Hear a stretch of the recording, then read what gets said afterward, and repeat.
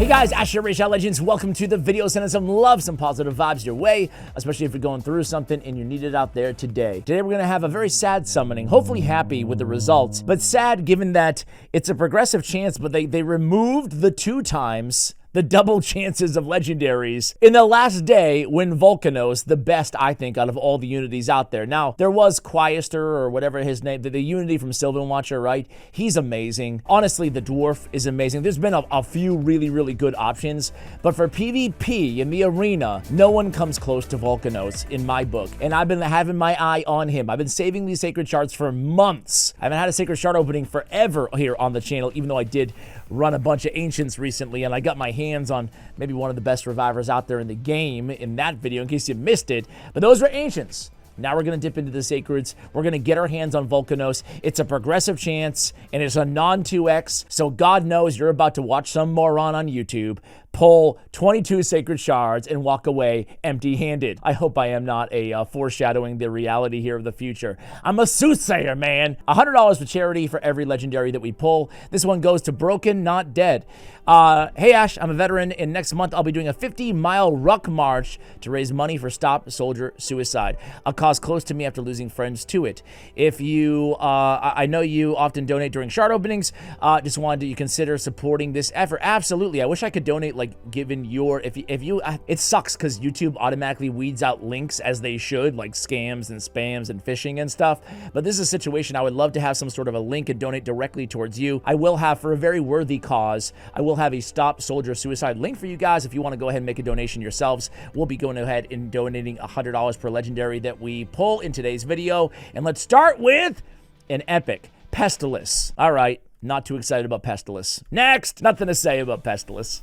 All right, I'll get another epic. It's Duden. I like Duden the Runic. How many epics do you guys think I can name before their name is revealed? I think I could probably go, like, I don't know, 18 for 20? Man, go 18 for 20. I like Duden. He's got the little cleanse on the A1, actually the big cleanse on the A1. I love it because he has counterattack, which leads him into more A1s. He's got the taunt and he's got the shield. He's a solid champion. All right, next. Here we go, here we go, here we go. We have Gerald the Stone. Gerard the Stone. That's what I said, Gerard, not Gerald. Gerhard. All right, Gerard the Stone is, yeah, he's not that great. All right, next. Here we go, here we go. There's only a limited amount of time here to do this. It's Melga Steel Girdle. I said Melga, right? She got the shit. It was a fun little game. She's the double revive champion from the Dwarves faction. She's all right. You know, if you need a reviver, there you go. You got Melga. Legendary, no. We got Gorlos Helma. Gorlos is pretty damn good. He's got the burn. He's got the decreased accuracy, single target, and then a pretty hard-hitting Raging Hunger, which is an AoE decreased defense from a Spirit Affinity Epic Demon Spawn. All right, next, we have, who's this guy? Who's this little dude? Geomancer! Yeah, everybody knows Geo. This is the dude that everybody wants to see coming out of a shard. He is a legendary in disguise. Overused phrase, but this dude, I mean, it's true with Geomancer, right? I mean, you guys know what Geo does. If you don't, he's arguably the best boss-killing epic in all of Raid Shadow Legends. Not arguably, he is. He's got the burn, the weaken, 3-turn duration. He's got the AoE decreased accuracy. He's also got the remove all buffs, steals all buffs that they're under a burn, but it's the Stone Guard. It's the reflection of all of that damage that he receives from each enemy under burn that makes him just an absolute stud against almost every boss out there, right? Still use this dude in Iron Twin, still use him in Nether Spider, even on an account that's like clearly endgame like yours. Cage Breaker. Cage Breaker is meh, an AoE. I would like to see a buff to Cage Breaker. A 4-time at random, each with a 50% shot at sleeping. Come on, man. Talk about an epic buff. Big time need there. Oh, Staggy! Stag Knight! Of course, we all know Stag Knight, the first champion in the game to have the increased accuracy on a lead the pack passive. He's super tank. He's got like 21k HP or so. That's insane. He's got the decreased speed, my favorite debuff in the game on his A1, the AoE decreased defense, and the decreased attack on the same ability. He's fast too, 107 base speed at 6 stars. Stag Knight. He's my favorite debuffer out of any epic in the game. Here we go! Vulkanos! Kymar. Damn. Right faction. Wrong legendary. I love Kymar. Would you guys dupe Kymar or would you empower Kymar? That's my question for you guys. I'm going to empower. I already have a dupe, so I guess I'm going to empower one of them. He's the ultimate reset champ. He's great. He's great. He's not Vulkanos. He's not what we're looking for here. Of course he's not. The reset, awesome ability with the turn meter fill. People forget about the 20% turn meter fill. It's very, very good. And then the remove buffs and the sleep on this AoE on the A2, the AoE poison on the A1, and in the speed, 30% in arena battles. Definitely a great legendary. Good old Prince Kymar. He was the second legendary I ever got on my Catacomb Fezzer. Zelata. Oh! That's a whammy. He looked a little bit like Catacomb Counselor coming out of the Shard, didn't he? No? Zelata, shield champion. That's about it. He's got a shield. There you go. He's kind of a power crept epic from the olden days. Here we go! It's Callaway Ash Arrow. My man Ash Arrow. I like the name. I dig the name. I'm actually not a fan of this champion. I don't have this, and now I do. I'm not a fan of this champion, though. I've seen very mixed reviews on him. If you have him, you let me know what you feel about him, right? But man, he's not very scary to me. I wish he would get a buff, but he's the type of champion that's never going to get a buff. In this game, you almost want your champions to be just atrocious or very good, because the in-betweens, they never get buffs. And I feel like Callowite is an in-betweener. I feel like he's never going to get a buff, and that's the shame. Sometimes when you pull the crappiest champion in the game, you're like, well, at least they'll probably get a buff eventually, right? Anyway, what does he do? He's got to increase crit damage on this champion on the A1. Okay. He's got a 2-time hitter if the initial target is killed. Also attacks the enemy with the lowest HP. Both attacks will ignore 50% of the target's defense, as well as unkillable and block damage. I mean, damn, this is a good ability, Falling Leaves. And I heard it hits like decently hard, but I don't know. I have nothing bad to say about it except for the 4-turn cooldown, but seems pretty cool. Obviously, the block damage and unkillable are so meta right now. With Odin's, with Gizmax, with Siegfried's, with... I could just go on and on. I feel like there's so many...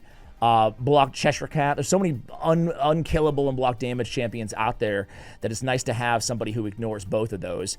Torrential Pain, 3-turn cooldown AoE. Each critical hit fills the champion's turn meter by 10%, heals them by 10% of their max HP. If this attack kills an enemy, place an unkillable on this champion for 1 turn. And then Corrupted Sentinel is passive. Passive effect, whenever this champion or an ally turn meter is decreased, increase the damage of this champion's next attack by 20%, stacks up to 100%. Active effect, that's on a 5-turn here. Whenever this champion's turn meter drops below 25%, because of a turn meter reduction effect from an enemy, place a block debuff on this champion and grants them an extra turn. I like the effect, I like the kit, but he's not Vulkanos. What do you guys think? Am I wrong on that dude? Am I wrong on Ash Arrow? I don't know. Deathless.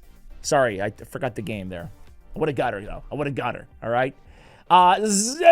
Garum! He's got the instant poison combustion. He's kind of like the old school poison activator in this game, Karam, right? Deals damage from all poison debuffs on the target instantly. If the target's a boss, receive 50% less damage from those poisons. I don't love him anymore. Plus, we all get Taya now in this game. Let me clear my red dot. Clear this red dot. Get it out of there. There we go. We all get Taya in this game now, right? And I think that she is the superior option for an epic poison combustor, right? Instantly activate any poisons and burns on the target on a 3-turn cooldown. Also the heal reduction and no damage penalty. So yeah, I mean, Karam, take a seat, buddy. Take a seat.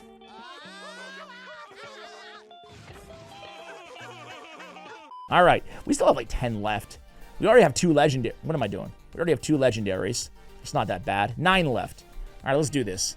We have a whopping 25x to get our hands on Vulkanos. Rearguard Sergeant, aka we're not gonna get our hands on Vulkanos. Rearguard's pretty good still, especially Faction Wars, the ally protection, the decreased attack, the AoE. It is Therasak.